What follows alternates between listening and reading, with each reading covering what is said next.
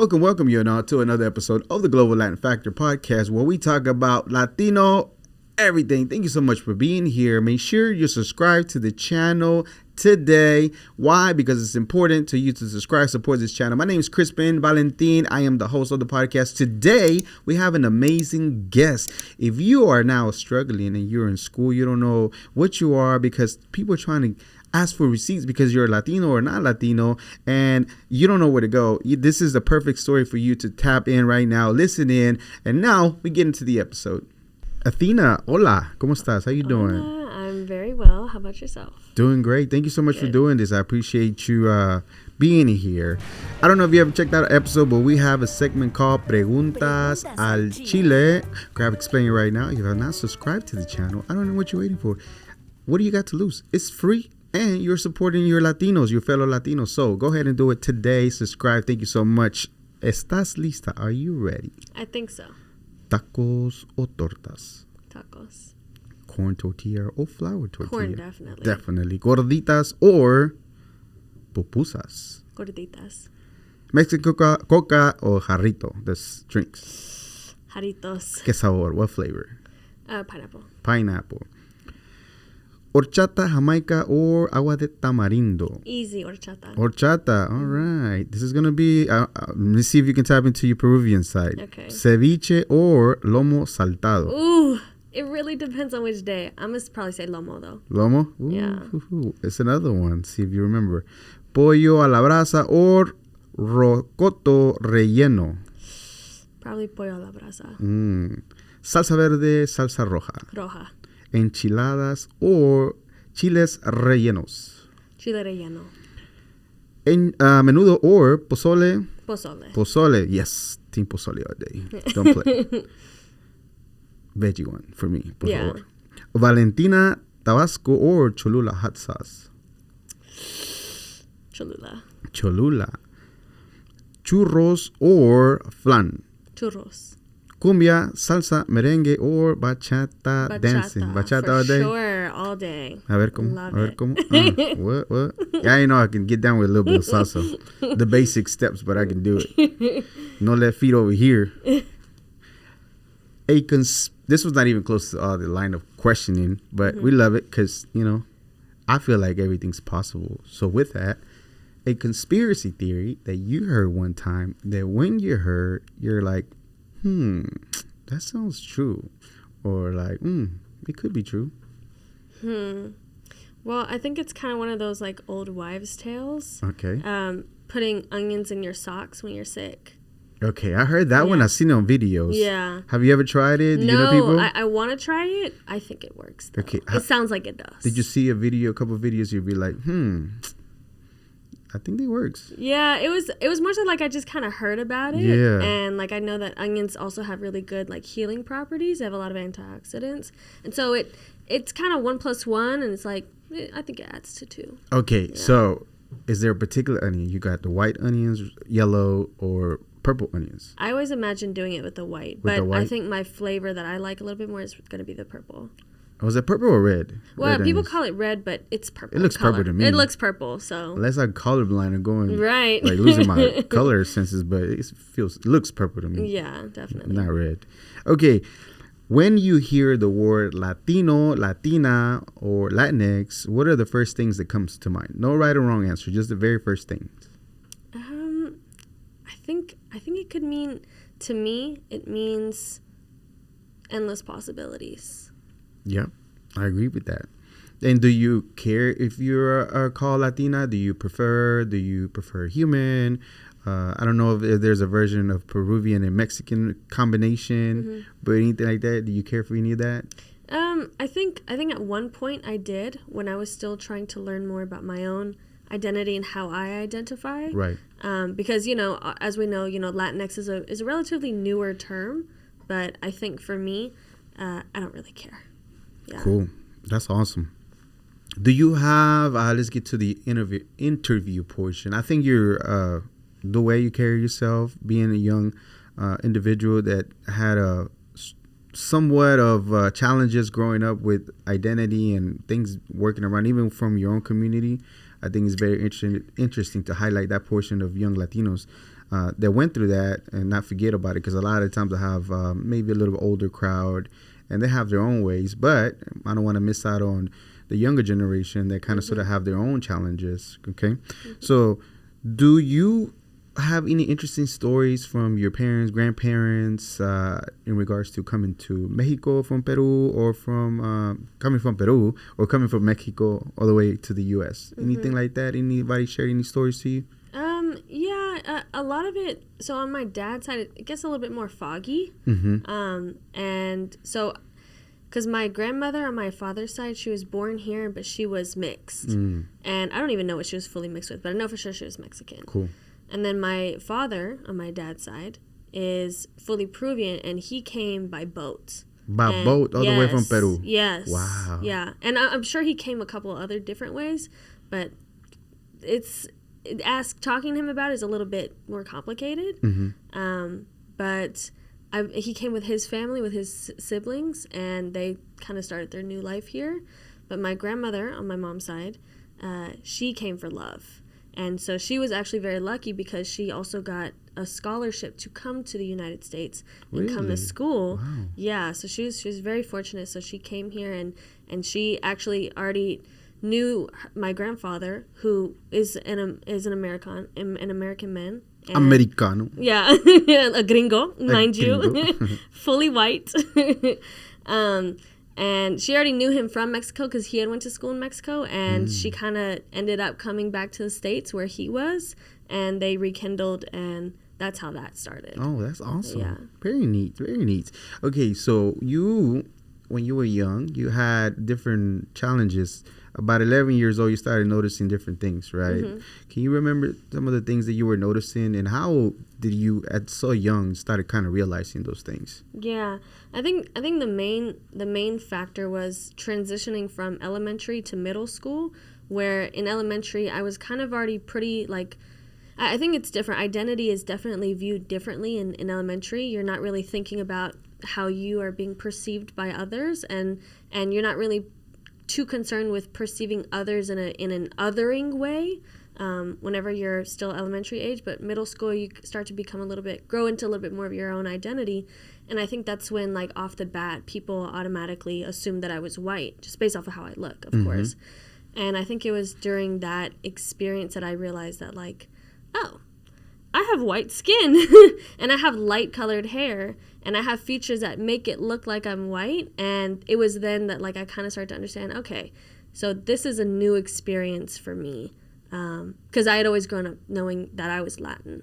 So do you remember that day where it, like, kind of clicked, like a light bulb went out, and like, oh my goodness, I am like this and people are seeing me this way? You remember? Well, it was probably, I mean, because I still experience it to this day. So, like, the first day is probably going to be a little bit more, like, muddled in with all the other ones especially throughout middle school. But what are they?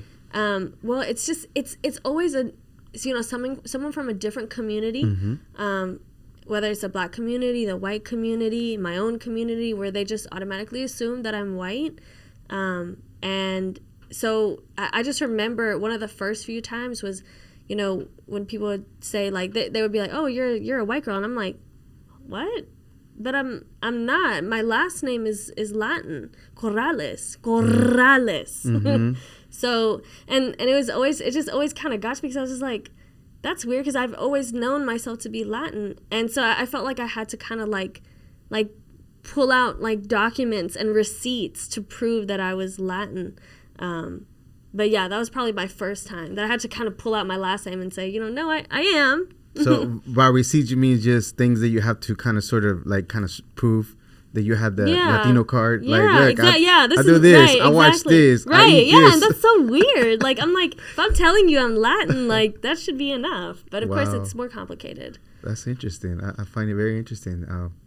So what else? Not only that, but within your own community, whenever I was listening to some of the things you sent me, I reminded, and a lot of people are reminded of the story of Selena's dad driving the bus, and how he's telling, I have to be more American than Americans and more Mexican than Mexicans. Right. Kids, and blah, blah, blah. So you kind of dealt with that growing up as well, right? Yes. Because the kids, you're having to pull receipts to show them that you're like Latina as Latina can be. And then you're your people, for whatever reason, like, and I did this to you. I call you abuelita. Okay. I don't know if it was okay for you every time, but I'm like, oh, I'm doing it too. But your own community, you found that even you had to provide receipts for them, or maybe you were not enough as far as Latina, right? How did that go for you?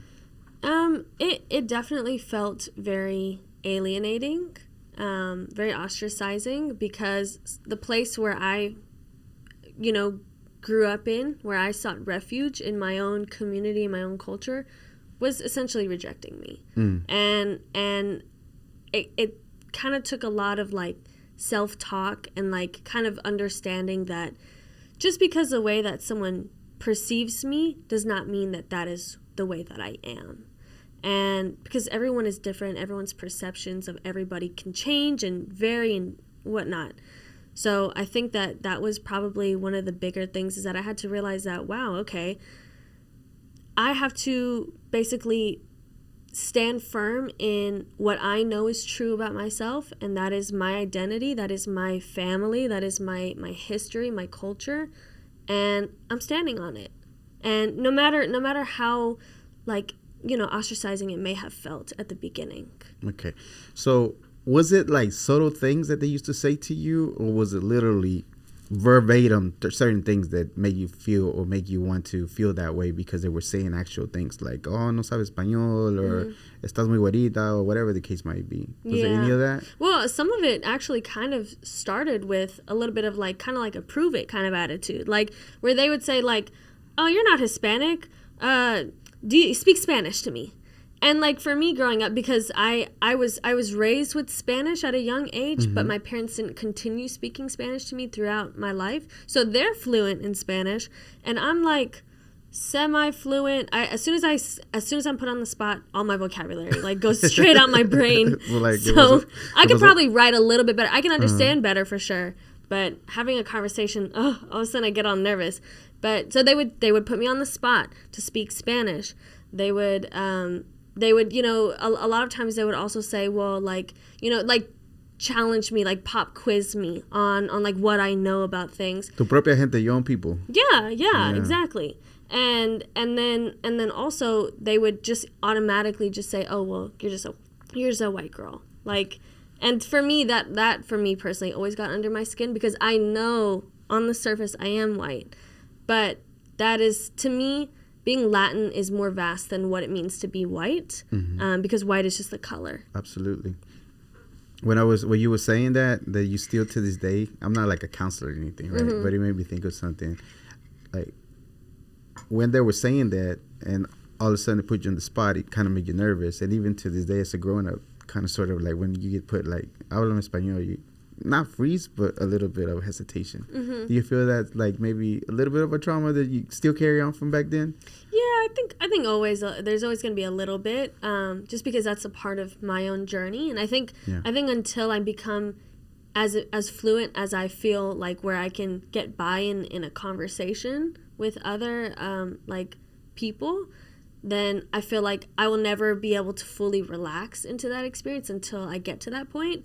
But I think that for the most part, I can mostly fake it till I make it. Like I can understand better, and I can get most of my point across in Spanish. So I feel like I work with what I have. So today I was at a networking event, and I ran into this gentleman, super güerito, clear eyes. It looked like a white older gentleman. I assumed the same thing. And then later on, we were just getting in a conversation. We were talking.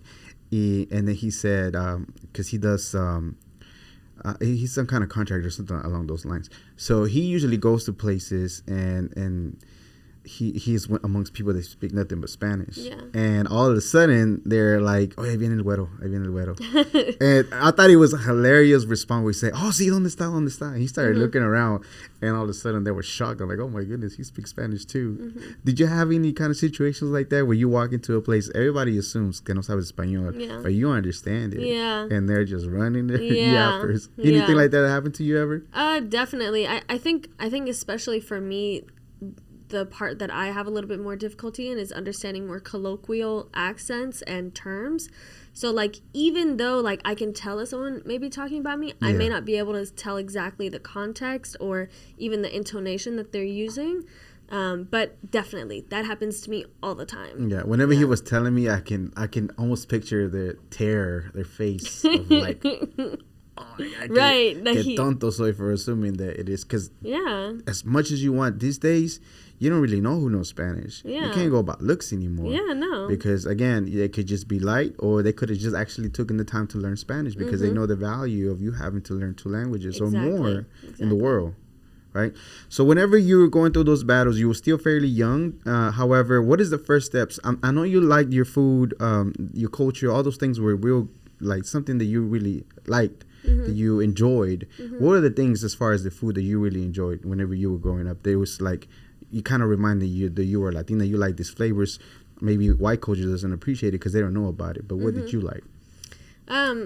So probably I have some favorites on both sides, but probably the main one is going to be on my mother's side. My grandma's Mexican rice. She is famous for it. Really? Yes, and everyone, including myself, have tried to replicate it using the same recipe, and it never turns out the same. Although I will say that I've probably come the closest. She got the touch. You know, yeah. She got that sazon. Man, she's got that sazon. It's kind of hard to duplicate that. Yeah. Right? Again, I think you're closest to it. You might have got that. Yeah, I think I have the magic touch. I think I got it. That's pretty cool. But so probably that was just a favorite growing up, and it's a staple. Rice is a staple. So for us, being able to have it and being able to make it also is like very important. And then on my dad's side, it's probably she would make a couple of different things, but probably the one that always like to me brought it home and always felt very just like comforting was her caldo. A caldo? Yeah. Which caldo specifically for you? Caldo de pollo? Yeah. Okay. So I remember you were saying that, but at the same time, it made me think, during that time, you really started diving into kind of learning more about cultures in general, about what is Latino, what's Latinidad for you. Do you remember that time? And what is it that you started going? Did you start going a journey of binging videos, going to places, eating food, all that stuff? Well, definitely the beginning of my journey was somewhere around high school time. And it was actually when I had my own room at the time, because most of my life I've shared my room with my sister. So I had my own room at the time, and I was able to kind of experiment a little bit more with my own self and what I consume.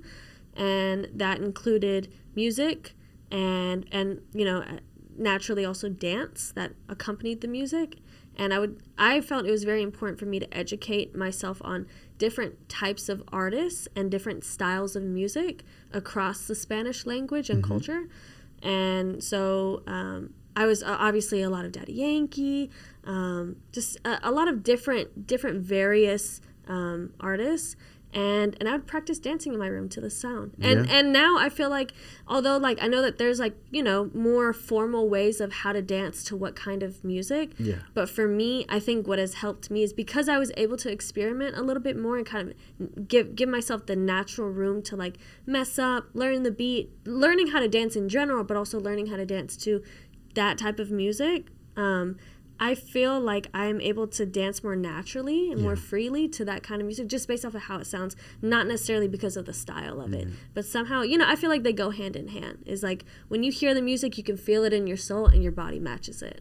Isn't it like a interesting thing, right? Whenever you hear a particular sound, it's like your body reacts to it. It's the strangest thing ever, but I love it. I don't see how people don't have rhythm, but I know people don't have rhythm. But it's crazy to me because I just like, you kind of hear it and you're like, you feel it. Yeah, you have to. The important thing is you have to kind of be able to let go of you know, outsiders' approval or view of it and just feel it. Yeah. And I think that that's probably a lot of the issues with some people is that they don't relax into the music. You have to. That's essential.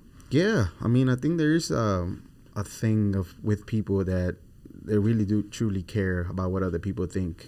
Even though they don't pay their bills, they don't give them any money, maybe they don't even contribute to anything in their life on a daily basis, still they give them too much power and concern over what they think instead of like, this makes me happy. Exactly. And I like to do this and I'm going to do it because it fulfills me, not because of everybody else.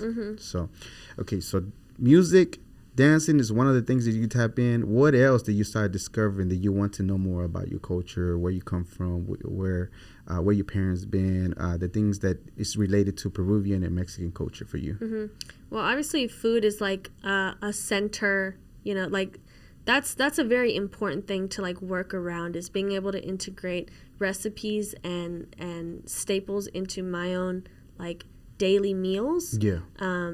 But also watching different shows in Spanish, listening to different music in Spanish, being around people who also share a similar background can also just kind of strengthen the foundation that I have in my own identity and my own understanding of my culture. But also definitely asking my ancestors, my starting with my grandparents, you know, what it was like to experience this, what it looked like back then, going back and visiting, you know, my home, like Mexico specific, because I haven't been to Peru yet, and it's cost too much money for it right now, at least. But being able to go to Mexico is a blessing for me, and so I love being able to go, and I feel so that much more connected to myself and my people. When you get there, when you arrive, let's say for the first time you went back, and people give me a hard time because I call it the motherland. Yeah. But let's say you go back to the motherland and you touch down. What is the first emotions and feelings that come to you whenever you're there? Like that. Even, and I think it's partially just because of the fact that like the breeze hits different in Mexico. Like it's just because it's so like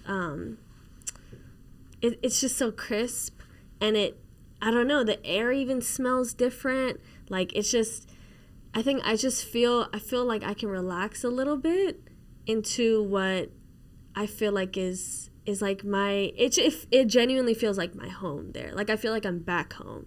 Like I know technically my home's here in Dallas, but I feel like I'm just back at the place, like back at the root of it. And it feels very reassuring. I like that. I like that a lot. Okay, and then what else is the first few things that you go do whenever you get there? Is it the food? Is it to go to a particular place that you like to visit? And what área? ¿Qué área de México? What area of Mexico? Guanajuato. Yeah. So it depends on who I'm staying with. Because I've only gone like more recently, I've only gone to like a couple of different places. I've been able to travel like a little bit more within Guanajuato itself, but this past summer I was in Irapuato, and I was with my mother's aunt. So and she is a very open-minded person, and she actually lived in America or in the U.S. for some time, and so she kind of she's into like kind of exposing herself and trying different things. And so we got to try a bunch of different things. I got to try matcha in Mexico, which was a completely different experience. Really? Than here in America or in the US. What's different about it? Tell me. I don't know. I think it tastes a little bit more like less processed for one. That's 100,000, 1,000,000% for sure. And less sweet, which I actually like more because I don't like my matchas that sweet. But everywhere here in the U.S., everyone's over-sweetens and over-salts everything. But in Mexico, everything is, like, less sweet, a little less salty. But, at least from my experience. But definitely, so when it comes to food, I've obviously got to try Mexican food in Mexico, but I also tried different kinds of things. Going to the mall is fun. But that was probably, like, probably one of the first things that I do is I just try the food. Is there a spot that you like to go get your fruits and your first dish that you just like, I have to go there because this food is like amazing. I have to be here. That's one of the reasons why I came here. Anything? Yeah. I cannot remember what the name of it is, but I went there this past summer in Irapuato, and it was, for the life of me, I cannot remember what it's called, but they serve breakfast. Yeah. And it's basically like a breakfast buffet kind of thing. But you have to pay for the specific things that you're actually putting on your plate. But it's kind of like self-serve, and you can get like a quesadilla or gordita, and you can kind of fill it to make it to how you like it, and you can add eggs into it. And that was my first time trying Quickfire. Oh, man. Oh my gosh, it was amazing. It's the best. I know. I love so it. good. Yeah, so that was a really and we went there maybe once or twice after the first time that I went, because I told them how much I loved it. It was just so delicious. Yeah. And the horchata is good. Yeah, I loved it. So that's where I would go. Yeah, I had Quickfire tacos here. Really? Yeah, salsa verde. Yeah, me free too. Plug for y'all. Salsa verde. I go and get some of them tacos. I got like 5. You know, I've had the ones from Salsa Verde. To me, they're not as good. They're not as good. But I do like the fact that they have that option here in Texas. They're not as good. Yeah. But it's good enough. It's a hand's reach. I can grab it. Right. If it comes close enough. It's close enough that I can, like, I'm okay with it. Right. You know what I mean? Okay. So the food, business and places. Have you had any? Because Peruvian cuisine is like top notch. Yeah. When you started exploring about that particular food, did you realize how high scale Peruvian food is, or did you have no idea there's like it's really top tier food? It's so good. My brother put me on some of the cuisine, and I'm like, this is pretty good. Now stuff. you can't look back. It's true. It's true. Any of that exploring any videos, any things like that you went for that particular cuisine, Peruvian? That one I mean, because my grandmother, she used to make some stuff, and it was more so growing up for my father that she would make stuff for him, like tallarines verdes, papas a la huacaína, that. But most of the stuff that we'd have to like go to a restaurant, or sometimes my dad would make it. But I think to get like more immediate exposure to options and whatnot, we'd go to restaurants, and that was where we got to try stuff.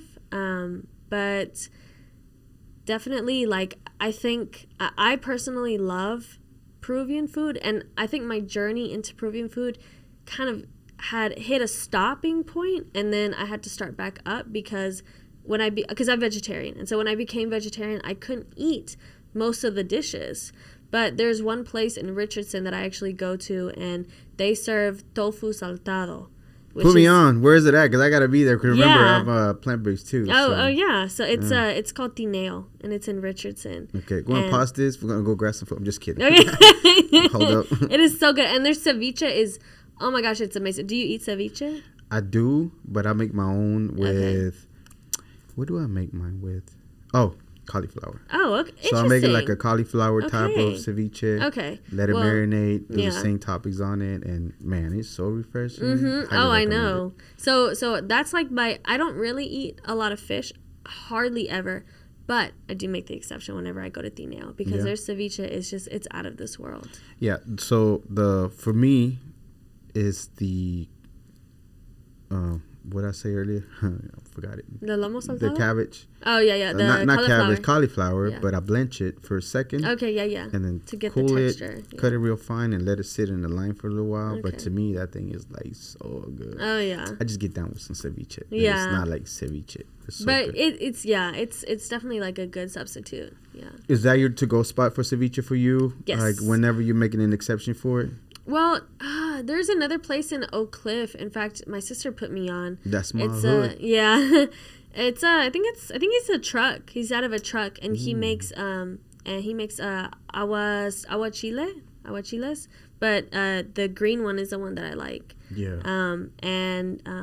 That one is pretty good. It depends, because that's Mexican. That's Mexican ceviche. Mexican ceviche is different than Peruvian ceviche. Tell me the differences. Well, I notice with Mexican ceviche, they do a little bit more like fruits and veggies in the ceviche. Like the one at Tineo, they put like sweet potato, and then you've got hominy, and then you've got like corn nuts. Wow.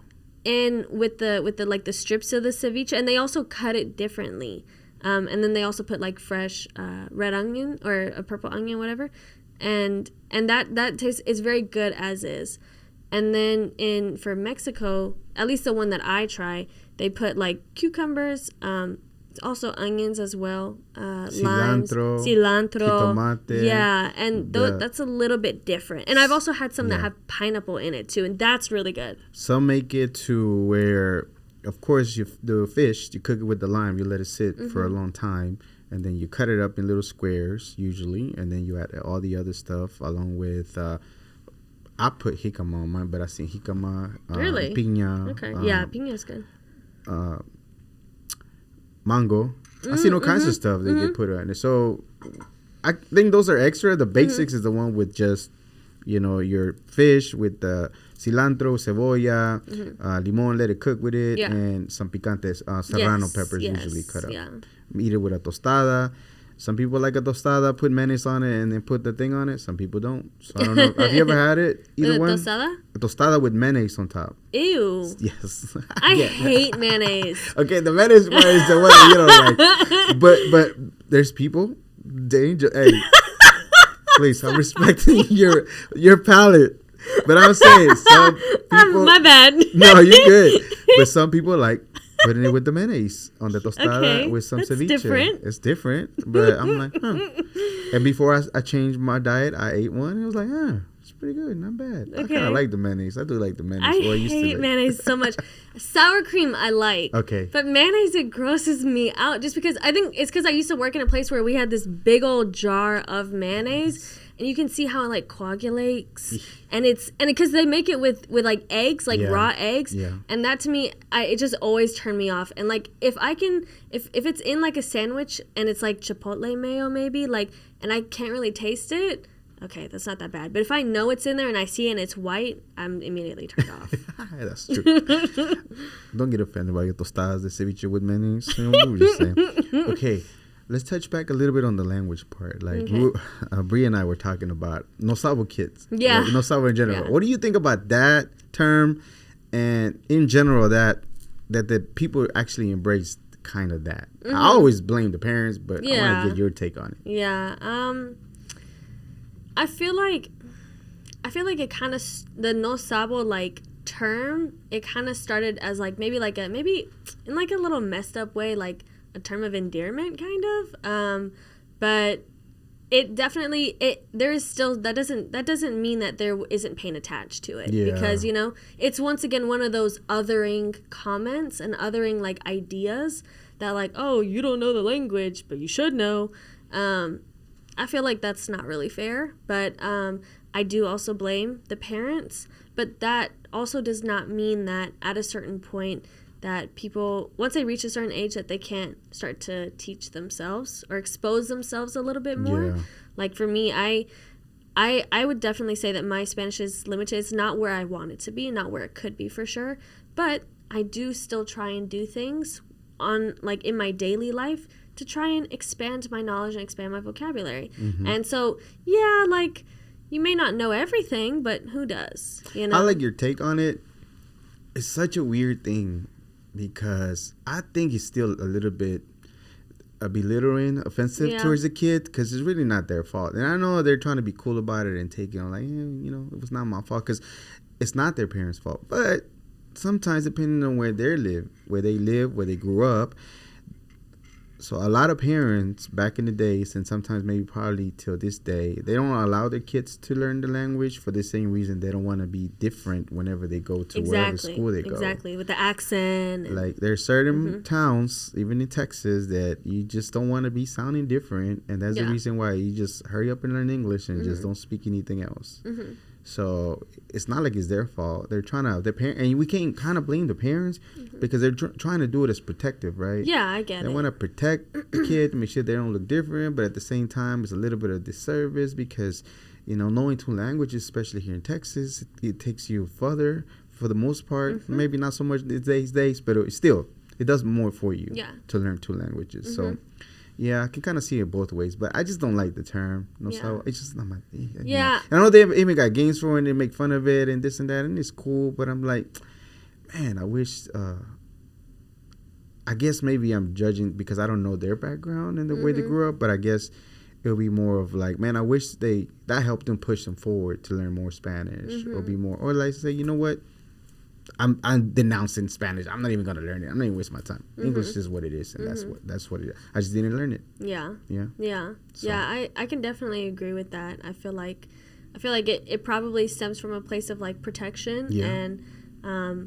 And, kids, once they reach a certain age, I can't help if, that their knowledge doesn't match other kids their age. Yeah. But yeah, I definitely feel like that's a place where our own community, we need to kind of like step up a little bit and step differently, because for sure that's important to keep in mind.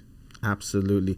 Okay, so you had a particular way of identifying with the word love, or just being learning about love in general, right? Mm-hmm. Because of the way that things happen for you. Do you care to expand on that as far as how you much appreciate the word itself, or just the feeling of it? Mm-hmm. I think love is a very, very just vast concept and experience, and I think also it can be complicated sometimes, but also it in and of itself, it's a very simple feeling. Right. I think we as humans, we complicate it, but I think when you know that you love something, it's kind of just undeniable. Someone or something, it's undeniable. And I think love is kind of one of those things that brings me back down to earth.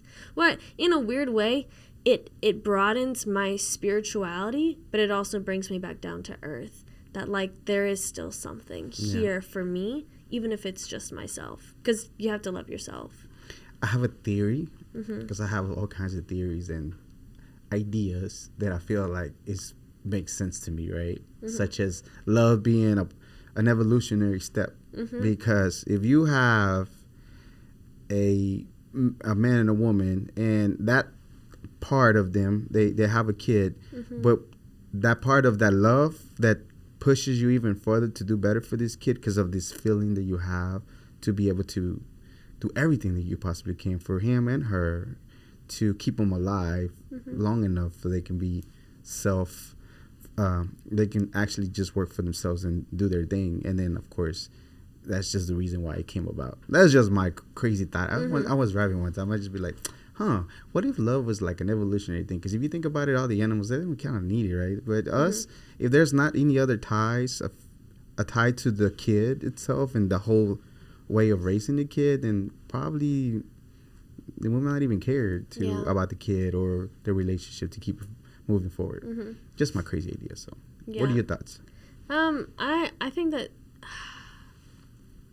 it's okay if you go against me. Yeah, that's all good. I'm not gonna take it offense that I just thought it was one time. It's like, no, maybe I want something. Yeah, no, I definitely agree with you. I think that but I do think that it is it varies, because sometimes kids can be, I'll say kids can be raised, kids are very resilient, and parents have to be. But especially when it comes to raising, because we don't know how kids can come into this world. Sometimes they can come in through trauma, through violence, but they persist because of love. Yeah. And I do think that is an important thing, and I think that is actually that it's literally life changing for me, and to be able to view it, but to be able to understand that happens, because that does happen. It is because of love that we are able to persist. Everyone needs love in some way. Everyone needs affection. Everyone needs to feel like they're not alone in this world. We as social creatures, we need that to survive. Yeah. I mean, babies, I can't remember. I feel like there are studies done, where they did a terrible study. Where they put kids that didn't give them any affection, and the kids that gave them affection, and the kids didn't get infection died, and the ones they did, they lived. Exactly. And it's just the touch. Yeah. That's why the body touch is super important immediately. When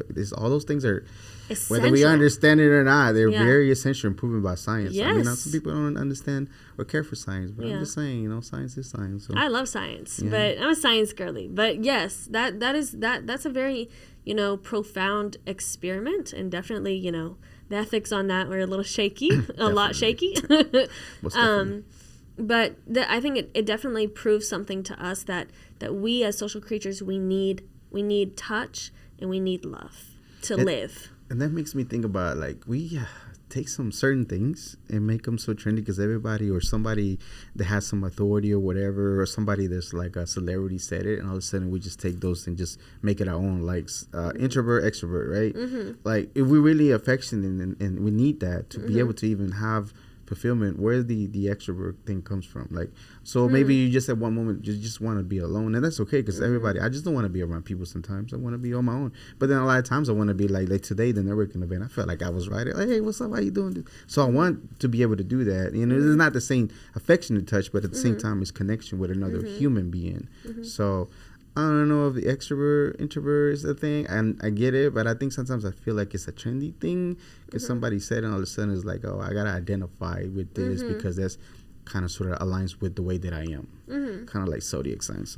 Yeah, yeah. I think being an introvert and extrovert, I think it's definitely a lot more. I don't know. I feel like it's a little bit more complex than maybe what people let on a little bit. Expand on there. Well, I feel like, and also.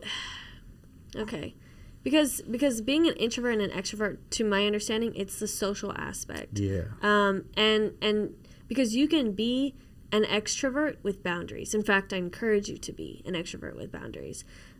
Physical boundaries is different because that is per person, what every person wants, especially. But I think that for me, I feel like I'm an introvert, but I'm not quiet.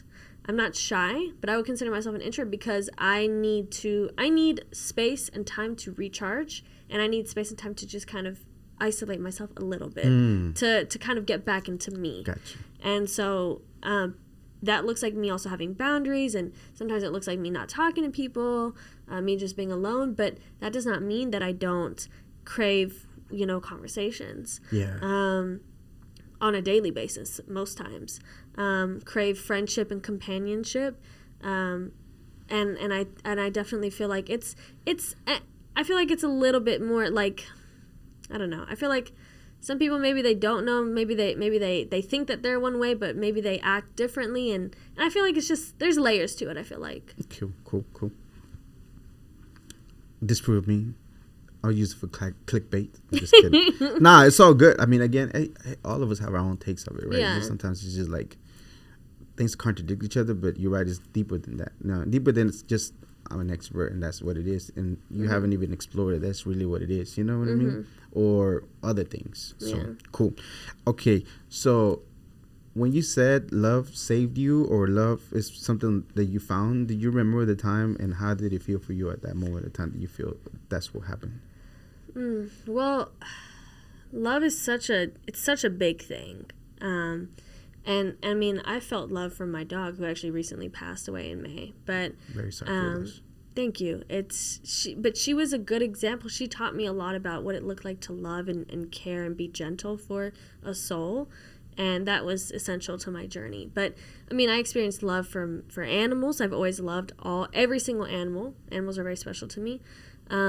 I love my friends and my family, no matter how complicated and under my skin they may get. But when it comes to romance, which I'm not sure if that's how you're asking. However you feel like for you, it's something that you realized that's something that was life-changing for you. Yeah. I think it was more life-changing, you said. Yeah, I think is more so because with family, it's kind of like you're born into it, like, of course we're going to love you. Like, of course. With animals, of course they're going to love me too, but of course I'm going to love them because they need it to survive. I think that they definitely remind me that, like, how simple and childlike we as adults can be is kind of looking at things from the perspective of like an animal. But I think when it comes to romance, that's when things get a lot more complicated. And I think probably, I think it was probably like around middle to high school that I started to realize, oh wow, love hurts. I don't feel like it should, but I don't, I'll say this. It's not fair to use the word should because it implies an expectation. So I think when it comes to love, I believe that, like, we don't really know what to expect. And I feel like if you're truly acting in the way that love can be, you're treating it like a new experience. Like, that's the idea of it. To be able to be vulnerable with someone, a new person, again, in a similar way that you were with the last person, or even with that you are with yourself, or maybe you're still learning how to do it with yourself. Like, that's essential. And it's very scary. But I think that's where it kind of gets to be a little bit more like, sometimes things are a little bit more complicated than just saying I love you, you know? There's still pain attached to it. Do you think figuring who you are fully to be able to identify the way that you feel like you are as a person, that later on when you go into another relationship, those changes different because you own self kind of know you're a little bit different, and you don't try to carry whatever relationship you had previously before that didn't go well and try to open up to all the other stuff, trust and all that. But this time, you know yourself a little bit better, so you come at it with a different approach. Do you feel like that has happened to you, or not necessarily? Yeah. I think I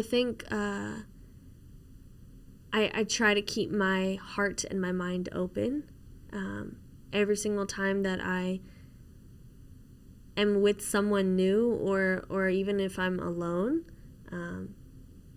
And I feel like that experience has definitely shaped because I feel like it's important that I embody love, and that I am the example of the love that I want. I am the example of that. And so I feel like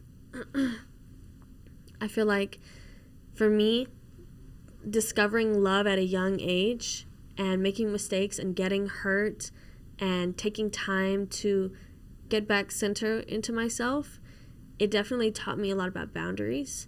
It taught me a lot about what I deserve. It taught me a lot about how there's so much more to love than, like I said, just saying I love you, or just the feeling of it. There's a lot more attached to it. There's patience, there's empathy, there's kindness, there's faith, there is trust. All of these things are essential to living a life of love. You have to be able to have those. And I'm not saying that I do, because I'm not a perfect person, but to be able to try and make the effort and make the conscious effort to remember, hey, I'm being very impatient right now, and that's not the best example of how I can be a loving person. And yeah. Do you think people have wild expectations, crazy expectation, unattainable expectations because of outside influences, TV, social media, and everything else when it comes to love in general? And we feel like we have certain expectations that need to happen, but when, let's say, there's so much things that go with it that when you go into a relationship, a new one, you all of a sudden is like, oh, this is not what I expected. This is not what they sold to me on TV. Do you think there's a lot of that for people? Yeah, there's definitely a lot of like romanticizing like pain and just like this, I don't know, movies they have to fit within like a 2-hour time limit. Yeah, like I'll say like even like The Notebook. I don't know if you've ever watched that movie, but it's a very popular like movie, especially amongst women, that basically this guy waits for her and does all these things in the hopes that maybe she'll come back, and eventually she does. And anyway, but it's very unrealistic. Like, it's the reality of it is people move on. The reality of it is people don't work out, and it's, at the end of the day, it's just a movie, or it's just a book. And some people believe in like happily ever after, and some people feel like, well, maybe it isn't that simple. And the way that I look at it is that they're like silver linings, yes, but I always feel like there's a good and bad to everything. Yeah. All the good things and all the bad things have both good and bad. And so I think it's just a matter of just kind of like being able to like set yourself back into reality of like, hey, this sucks, but I do know this on the positive side. Yeah. And no knock on The Notebook. It's not that I've never watched it before, or I'm not into that. I'm not this macho Mexicano guy. I like other movies, romantic movies, that I think is pretty cool. The whole concept of it and the way everything's by design. The books, the movies, and all that, they have a structure for it to be able to be as addictive for you to read the next book and the next chapter to the next movie. Exactly. So yeah, of course, if you're basing that off of, especially being young, that you see this, that you feel like it's reality, and when you start growing up, it's like, oh, it's not like it's that. But there's a way more complicated than that. But I feel like whenever you know yourself, and not expectations, but you know that, like you said, love is not this toxic thing that people talk about. It's just like, it makes me like feel yucky, because I don't want to feel that. If I was to feel love for somebody, I don't want to go through that things. I want to be flow the way it should naturally, without no already made up idea of me the way that I want it and manipulate it in my way, because I know a person's always going to be a person. As much as I want to change them for my sake, they're never going to be. They're always going to be who they are, because they have a history. So I got to be able to be okay with knowing that part. But I still want to be able to flow pretty well with my significant other. Of course. You know? So in addition to what you share right now, what are some of the most important lessons that you think you learned about love? Yeah. Probably the biggest one, and I'm still trying to get a handle on it, but probably the biggest one is that no matter how much I give my all and love someone, does not mean that they will be able to return it, especially as intensely as I do, because I would consider myself a very I love hard.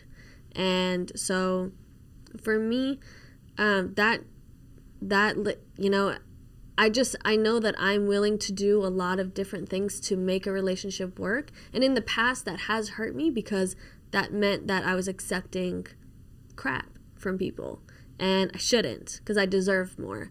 But as I got older and I realized, okay, I deserve more, I can give myself better. So if I can give myself better, then other people can definitely give me better. I started expecting more. I started having more boundaries. I started communicating better. But that does not mean that that all that I give and all that I do to make something work, that means that someone else is capable of doing that. And it also doesn't mean that they don't love me, because everyone loves differently, and just because they don't love me in the way that I do for them, or in the way that I would like for myself, does not mean that they don't love me in their own way. Yeah. I heard this gentleman that I like to listen to often, not so much, but before, just in the journey of discovering, and he was talking about love and the whole concept of love, right? And the whole concept of love is just the feeling itself feels good for you. I mean, it's beautiful whenever the other people are able to reciprocate, but if it's not, like, you're still feeling good because you are able to feel this thing for them. Like, all this whole, everything looks freaking perfect. The lights are shinier, the colors are brighter, everything feels amazing, but it's your own feeling and emotions that you like it. And it's for you to feel that way. For everybody, maybe not the significant doesn't return that, and of course it hurts, but at the same time you still feeling it. You're under control of, maybe not so much as falling in love for that person, but the feeling itself, you enjoy it. It's yours to feel. You like it. You love feeling this way because it feels great. But it's better whenever somebody else answers back with the same way, but it's not. You're still feeling good about it. You're still feeling great because it's just for you to feel. For everybody and whatever person you find for you. Yeah. What is what other lesson do you think you feel about love? We're getting to love here. We're talking about who's some love guru out there. What we're getting into. Let me get my rose quartz crystals. I got them here, by the way. Another lesson, you said? Yes. So definitely, I know I said boundaries was a big one. I think probably one of the biggest one is, and this is the one that I struggle with myself. First off, okay, I'll say this. This is not the one that I struggle with, but I mean, I think everyone does a little bit, is in order to be able to love someone else, you have to be able to love yourself first. And it's kind of like the idea of, like, whenever they say you can't pour from an empty cup. Yeah, you have to be able to have your own cup full first before you can extend that part of you. And I feel like that's something that I feel like through my observations, through my own experience, being a human, but also being a human who has been in relationships, is that I notice a lot of people, they overextend themselves, and in ways maybe that they were not ready for, or maybe that they didn't realize that they weren't capable of sustaining, and then they realize on the back end, oh, this isn't gonna work out for me. Yeah. That's something that was definitely one of those hard fought lessons that I had to learn, and I still am working on it every single day, especially right now.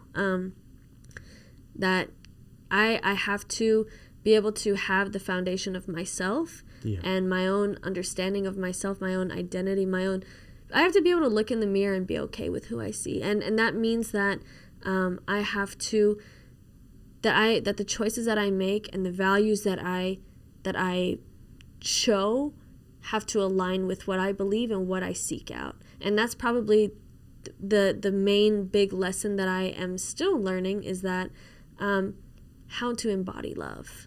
And that is, it's very difficult. I'm actually, I used to go to Al-Anon meetings, and I just started back up because what is that? It's Alcoholics Anonymous. So it's oftentimes like people who come from alcoholic families, which mine is.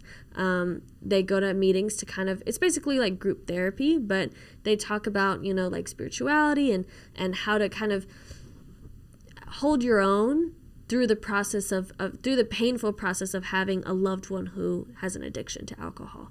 And for me, that helps me a lot, to just kind of like have a sense of peace and kind of a much broader understanding of empathy.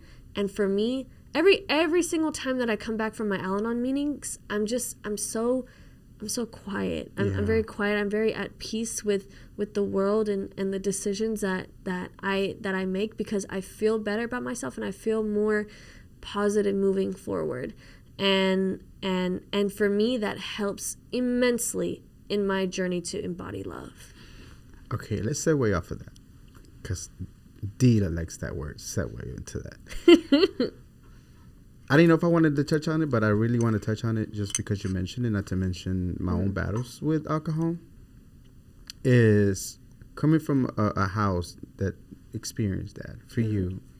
When did you realize that some of those things that were happening at the house, it's just not like everybody, it's not like a normal thing, right? Even though it's normality for you because the experience that happened with alcohol abuse and all that, it's not really like a normal thing. So, it scars you to the rest of your life. So when did you start deciding to, maybe give up alcohol, maybe explore how you can grow out of it and have empathy for anybody that's struggling with alcohol, especially a loved one?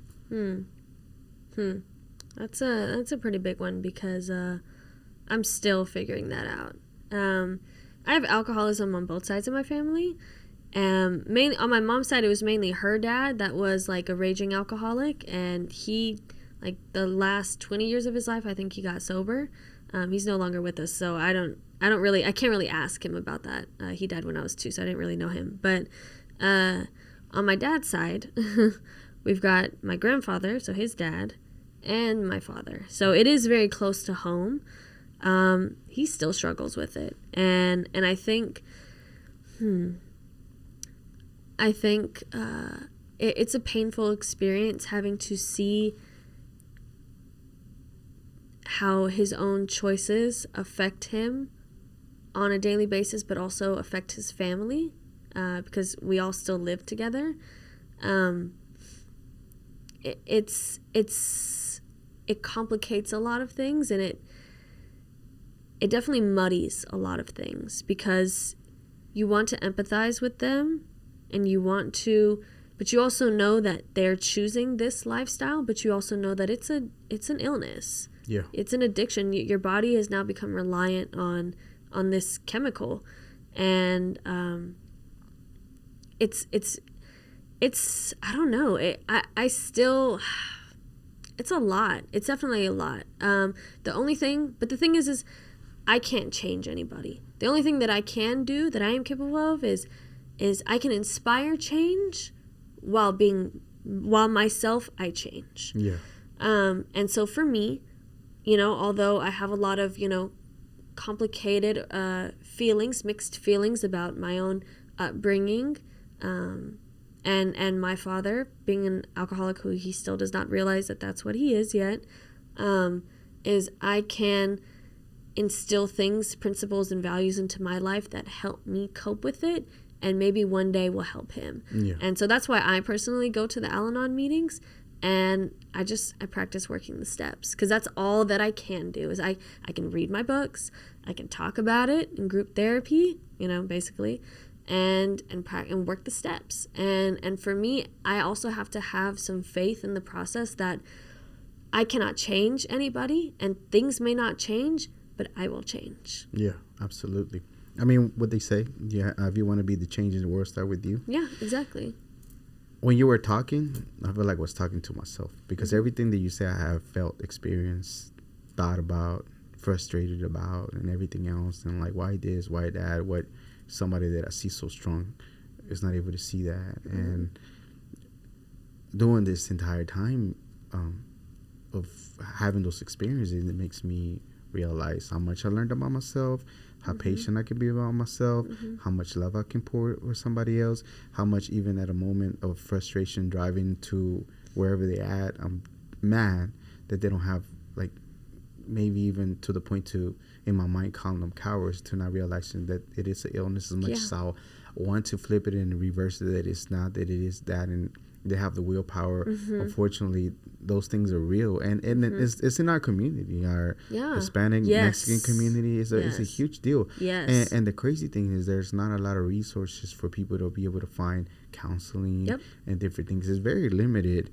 and then sometimes just as family, we're like, va a estar bien, or a rato se le pasa type of situation, and it's not, because otherwise, before you know it, he passed away. How many, I'm sure you might know somebody, but they died of alcoholism for the same reason that we just didn't want to address the situation, because they're bothersome, because we don't rather just waste that energy on whatever the case might be. We'd just rather not go find the resources and just let him be, and then just let him die. And that's sad. Yeah, that's so incredibly sad. So for me, of that journey of that, including me myself giving alcohol for the same reason, because I don't, just like I gave meat away of a sense of disgust, an epiphany of just like, this is freaking gross.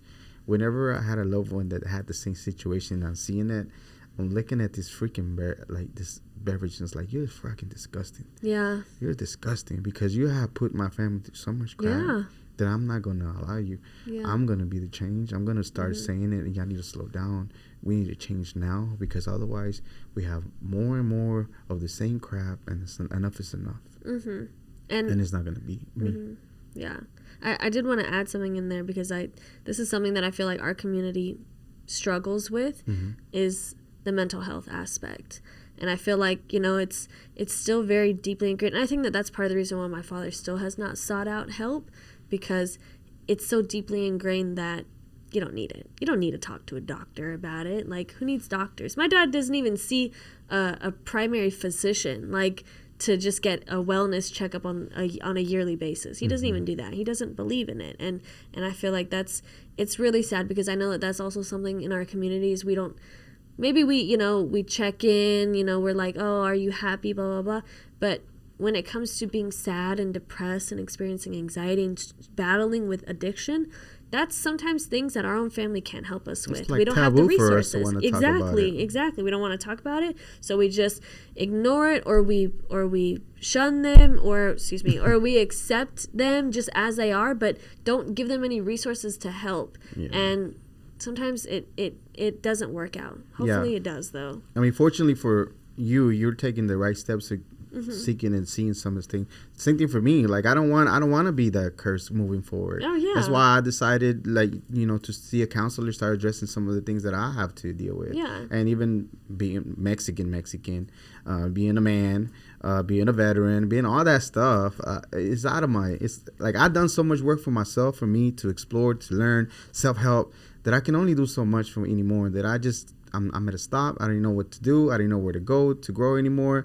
I've reached a max to where I can only do so many affirmation videos that can't take me so much, and then I decided like I need to learn something. I need to see somebody to be able to kind of ask the right questions based on what it is to be able to help me out, whether I be sad or whatever the case might be. I just know that I need to address in order for me to be a more productive human, more of a somebody that breaks barriers in that regard, that it's not like a stigma, and it's not a negative stigma, that it's okay to get help and be all right, even as a man, to be able to be there and just be vulnerable enough to open up to that person so you can heal. Because otherwise, how is it going to happen? Exactly. If you don't even take the initial steps to do that, Okay. We're running short on time, but I think we had a great conversation. Thank you so much for everything that you contributed to the podcast and your story. I think it's amazing. I don't think I ever met somebody that's Peruvian and Mexican, or at least few generations. It's pretty cool. Yeah. So I won't call you Juanita no more. No, you can. It's okay. It's okay. So what for you? Like, what do you want somebody that's kind of going through the same thing, growing up right now at this moment in time, might be young, that can help them out as they feeling like they're outcasts, they're feeling outsiders because they're going through the same emotion. They don't know if, like, they're Latinos, they know, but they're getting this back and forth from both sides. What is the best words that you can tell them of encouragement for them? Definitely stand in your ground. Stand firmly in who you are, and know that the choices that you make, know that you have to be okay at the end of the day with the choices that you make and the decisions that you make mentally and physically. That's probably the most important advice that I could give, because at the end of the day, people are always going to think what they want and say what they want, but as long as you know who you are and you stand true and firm in your ground, they can't shake you. If you deal with anybody and they don't pay your bills, you don't talk to them every day, they don't really contribute to your life, what do you care if they say? Exactly. They're nobodies to you sometimes. It's just irrelevant. They might be somebody to somebody, but to you, for be able to have them, give them that power, that authority over you to move you, it's like, what for? You can be free as you want to. Yeah. There's a saying that I like, and it says, I don't know who it's by, it might be a proverb, but people who matter don't mind, and the people who mind don't matter. Ain't that true? Ain't that the truth? Okay. When you were driving over here, I know this is your first time doing a podcast, yes. right? Oh, yeah. Awesome. You did great, by the way. Thank you. I was nervous. But I'm really good at, just making sure we're good to go. Yeah. When you were driving over here, was there anything like, man, I hope he does ask me this question. I hope he does touch up on this subject because I really want to say something. Was there anything in mind that you had at all? Honestly, I feel like you brought up all the things that I felt were important to what I wanted to talk about. I was mainly rehearsing the questions, like the answers to the questions in the car, just to kind of get myself. But I didn't want to over rehearse because sometimes I feel like I overthink things, and so I didn't want to, overdo it in my head. But I feel like everything that we talked about were things that I wanted to communicate to the world. That's pretty cool. Yeah. Awesome. I'll do a great job, by the way. She gives me all the questions. I just ask them. I'm just an instrument here. I mean, I don't know if you want to do any of your social media or anything like that. If you want to, that's fine. If you don't want to, it's up to you. Yeah. Social media, if anybody wants to engage, has a question for you about being Latino, Latinidad in general, your experience, anything? No? Yeah, sure. My Instagram is Athena, ATHENA _Alexis, ALEXIS. Right now it's currently deactivated, but it's just a temporary thing. I just need to escape social media for like a little bit, and I'll revisit. You need a break too. Get out social media. Go watch YouTube. Stay on YouTube. Go outside. Touch grass. Go outside. Walk barefooted. Go hug a tree. Yeah, grounding. Yeah. Go hug a tree. If you're feeling sad. You have any saludos? Any shout outs? Anything like that? Shout out to my cousin for driving with me and asking me the questions while I'm driving so I can answer them, and for also being here and accompanying me. Shout out to my family for being here for me and also giving me a story to talk about. And shout out to God, honestly, because I wouldn't be here without my spirituality. Awesome. As a young person, what is an important lesson that you learn going through the things about whether you're Latina or not that you would tell your younger self that would help somebody else out? What would that be? First person that ever brought a straw too, by the way. Yeah, welcome to bring your own straws. And it's metal, so it won't kill the turtles. Yeah. So basically, what would I tell myself? At that time when you were there, your younger version, what would you tell them when they're going through all the turmoil, all the identity kind of, I guess you could say, kind of crisis of like this and that, and everybody's pulling you different directions, and you kind of sort of want to like, I'm this, why do I have to prove myself? What kind of lessons do you think you pick from that? Welcome. You heard it first. Sorry, I don't know if I can cuss, but yeah. We try to keep it family oriented. Sorry, my bad. Every so often we drop F-bomb. My bad. No, just an F-bomb. Yeah, probably my advice would just be like, who cares what they say? Like, you are awesome. Like, you are gonna be great. You just need some time to develop. But you got it. Just who cares what they say? Who cares what they think? You stand strong. That's exactly what I would say.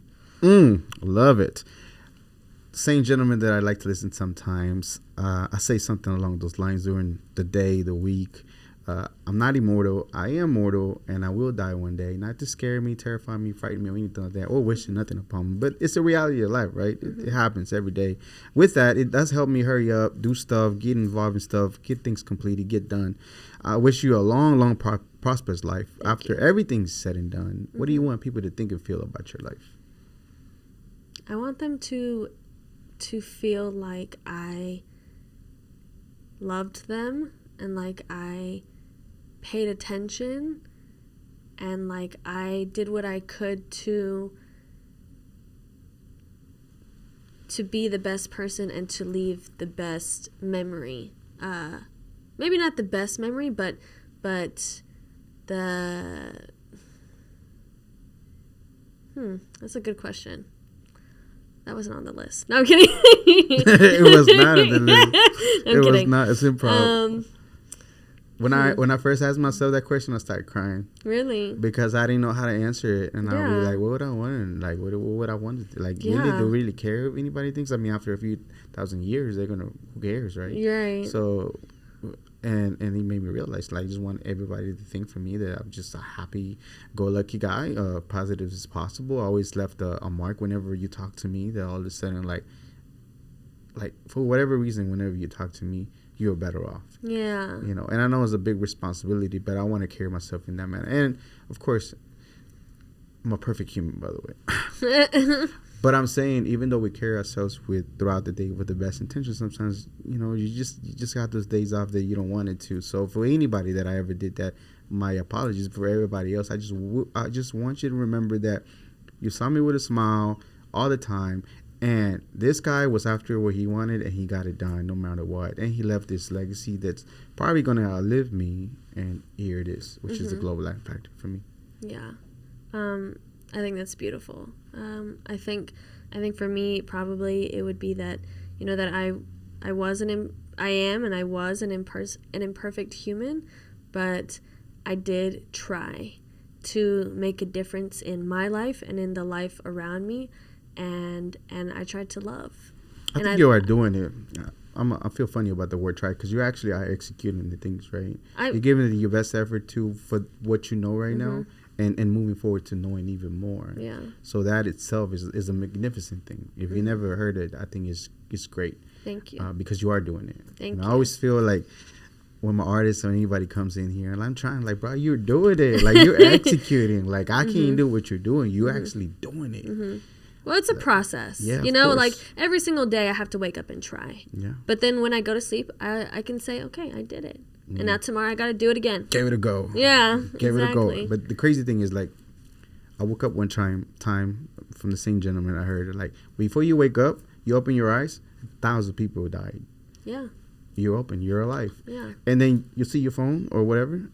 Don't touch your phone immediately, but 30 minutes after an hour, like, oh, I have no messages for anybody that's not here. Everybody's okay with my family. Man, what another blessing, you know? So you all got to open your eyes and your loved ones that you cherish the most are okay. What a freaking magnificent day just to start off your day immediately. Yeah. And then everything else is just whatever. Yeah. Like when I was in the military, I couldn't have a bad day. Like people would trip out whenever I tell them I can't have a bad day. I'm not allowed to have a bad day because if I'm in the military in country, if I have a bad day, that could mean a lot of consequences. I could literally die. I could be missing a limb. I could be, one of my buddies could be gone. All those things, right? So I'm not allowed to have a bad day because that can happen. I have challenging days these days, of course, because everybody has to grow. All the time is not perfect, but again, it's whatever I make out of it. It's not whatever the day brings upon me. It's just gonna make me stronger. The lesson about love itself that you talked about, after every break, heartbreak, everything else, man, how much lessons did you learn to grow after you overcome, you know? After the morning of their relationship or whatever, I didn't even know what was the word, but y'all ladies have a way different vocabulary than us gentlemen. But after you mourn their relationship and you start thinking about it and you start processing all those things, oh my goodness, how much more you learned, how much better you are. Just knowing yourself, all that stuff, right? And again, thank you so much for being here. I wanted to get your perspective as far as somebody that's young going through those things, because I know you're not alone as far as people going through that motion, going through that thing in school right now, or wherever they're at, trying to figure out what they are or why are people telling them to prove this and that, and they're frustrated. Like, why are you telling me this? I know this is who I am, right? So I think it's a beautiful perspective for you telling me. And without a shadow of doubt, Athena, you are a Global Latin Factor. Thank you so much for being here. Thank you for having me. This was another episode of the Global Latin Factor podcast. Remember to subscribe to the channel, because why? It's free, and again, what you got to lose? And remember, we are just like you. We are people. We are the spice in this melting pot that it is the world. Till next time, paz.